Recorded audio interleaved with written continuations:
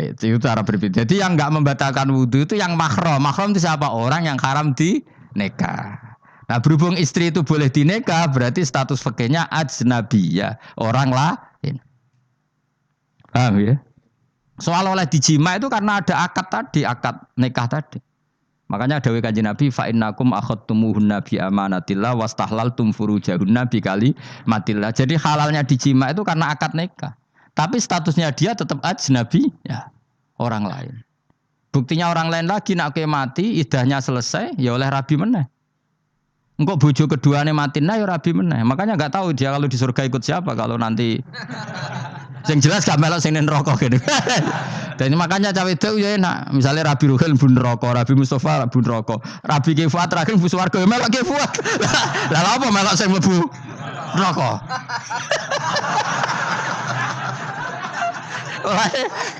Wong wedok iso oportune sapa? Takoki pangeran, ki bojone sapa? Sing nang swarga sinten Gusti?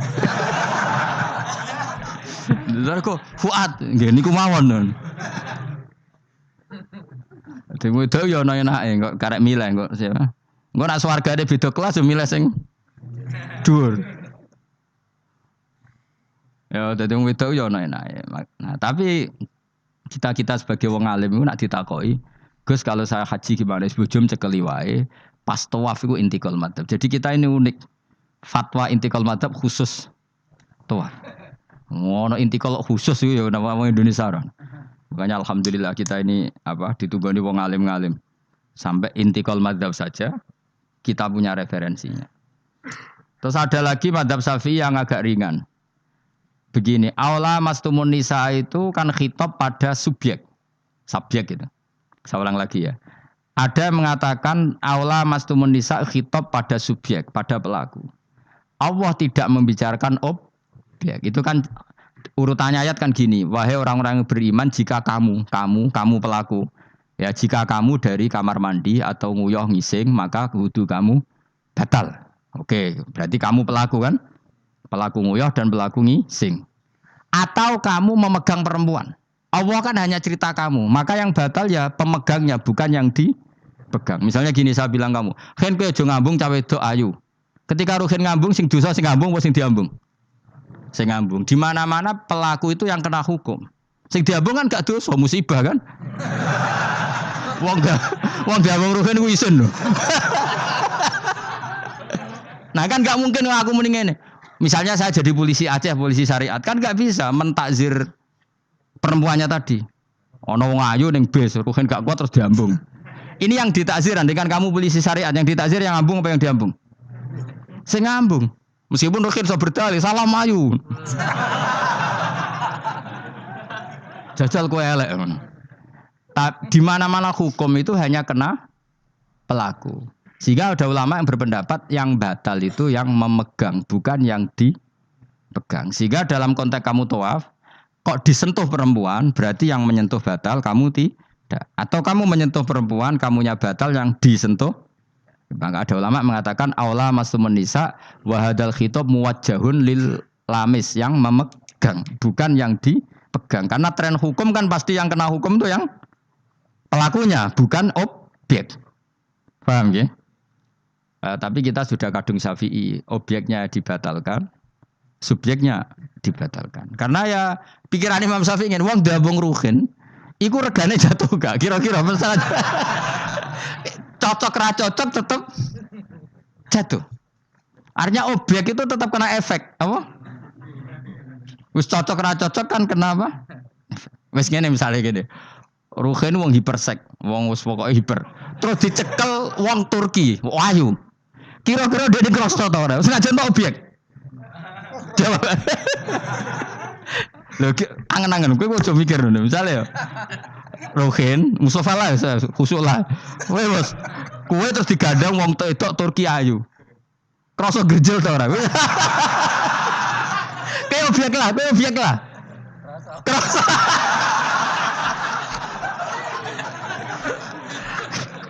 Maka karena tadi, makanya pikirnya Imam Syafi'i listiraqihima fil ladza. Meskipun objek pun kan ada rasanya. Oh, mesti udah setuju toh? Ngancen uteke do mesum. Ya oke coba ngomong elek kan. Misalnya terus kue diambung wong Pakistan wayu. Kroso gak?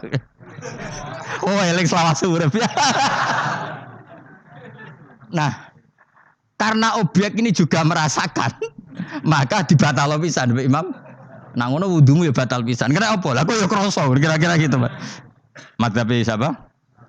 Syafi'i. Jadi nah tapi tadi ya saya ulang lagi khusus di tawaf itu rata-rata guru-guru kita. Saya pernah tanya Mbah Mun, pernah guru-guru kita semuanya fatwa khusus bab tawaf karena tidak mungkin terlepas dari bersinggungan sama apa? Perempuan, maka rata-rata disuruh intikal apa? Madzhab. Tapi setelah itu kembali lagi ke madzhab apa? Syafi'i. Jadi itu. Jadi maturnya mbek pangeran Gusti intikal semen. Nah Imam Syafi'i jare be pamit, Mbah sepunten Mbah niki darurat sipil ya. Darurat sipil. Ini sementara saya tinggalkan madzhab napa? Jenengan. Karena memang enggak mungkin, enggak tersentuh. Wis sing paling soleh sekalipun. Pemenang sing kiai kaya kula, kadang-kadang wong wedok iku luwih nyaman awor kiai. Lho kula roh kiai tenan. Iku wong lanang wedok mulai setengah baya sing ayu sampai sing perawan sampai sing tuwa iku gandeng kiai. Dadi entuk wong papat sekaligus. Ya apa? Yuji nyali tenan, sing wong ayu setengah baya tak takoki, "Mbak, kok ora ambek bojomu?" Gus kula nek urusan ibadah seneng ambek kiai. Waduh. Wah mate wong tenan. Mane dadi kiai ya abot, Mus. Mulane rasa dadi kiai gedhe. Kuwi ku penggemare kadang wong ayu bareng, repot. Kiai cilik kan penggemare rapati ayu biasa. Cobane gede. Tapi nek level ya piye meneh level wayahe. Serepot. Pangeran kersane. Wis ben ngono. Kabeh kersane pangeran. Saya ulang lagi ya. Kena ben dadi wali syarat nyifati Allah sing permanen. Ketika Allah mensifati dirinya al-hadi zat yang memberi petunjuk, maka sifat ini lazimah abadi ila yaumil. Maka apapun rusak dunia iki tetap akan ada orang baik ila yaumil. Bukan karena orang ini hebat, bukan. Wong zaman rusak kok tetap bukan.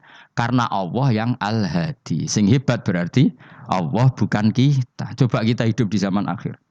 Wong wedok do katokan cekak. Fitnah kayak apa? Kayak apa fitnah kita di zaman akhir? Perkara apa dadi fitnah? Jagone ra dadi menteri geger. Nak jenenge dunya. Jadi jenenge dunya, tapi tetep do soleh. Wong ibadah tambah akeh kaji lo antri. Padahal kaji 36 juta. Indonesia gua antri-antri puluhan tahun. Saking hobinya ibadah. Orang kembali lho ndak antri. Udah lagi wong udo. Ke Ka'bah lho watu kotak. Antri. Oh, mulane banggalah jadi warga Indonesia. Bali lho wong Bali ora akeh wong udo. Wong ngomoro Bali antri to ora? Ora setiap saat iso ning Bali kowe. Ape ro Ka'bah kotak. Antri. Berarti antusiasme wong ning Ka'bah ning Bali dhuwur ndi? Dhuwur Ka'bah. Berarti Indonesia antusias ning ibadah mbek wisata dhuwur ndi? Keren kan wong Indonesia. Kowe raine ngene-ngene lah. Yo moro Bali ora antri, gak menarik, cek menarik. Wes ngono ora watu kotak iku paham ra paham yo nangis. Lho aku ketemu awam wong Gunung Kidul budi wae wong desa.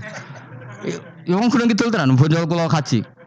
Iku rumangsaku nyeblaki Ka'bah iku wiridan to muni ngene iki, Fat. Ini kisah nyata. Ba Ka'bah, mulai cilik aku madhep kuwi lagi ketemu iki. Rumangsaku wiridan. Dari bah Ka'bah tuh. Mulai cilik aku sholat tuh madhep kuwi lagi ketemu iki. Batin ki wiridan opo. Iku mesti dikenang mbek Ka'bah. Jadi lagi ngalami mulane aku iku seneng mbek Gunung Kidul karena termasuk wiridan terbaik menurut saya. Jadi bah Ka'bah jadi mulai dulu saya sholat tuh menghadap kamu kok baru ketemu ini. Jadi itu kuwabluk. Akhirnya sing bingung sebagai wong alim Ka'bah iku mulatoh bitib Ka'bah iku dikloyoi minyak. Lagi bayar dam ora dul ngene malah. Kowe sing kenaan kangen kene sing kepikiran fikih. Mergo ora oleh kena minyak. Mulan dadi kiai wabot. Nah, aku sebab ora Gusti khusus niki pokoke bebas dong Gusti. Lah nak tak wajib bayar dam mesti kecewa kan? Mau kecewa yakin. Nyekel Ka'bah ora oleh iki ajaran apa malah repot ya. Semeneng ae. Pokoknya ngene iki Fat, atok ngerayu pangeran, yakin timbang ngerayu manusa atok ngerayu pangeran. Kula donga ya Allah maklumi kiai kamu ini, maklumi ulama engkau ini ya Allah untuk tidak fatwa secara jelas. Karena saya hidup di zaman yang tidak jelas.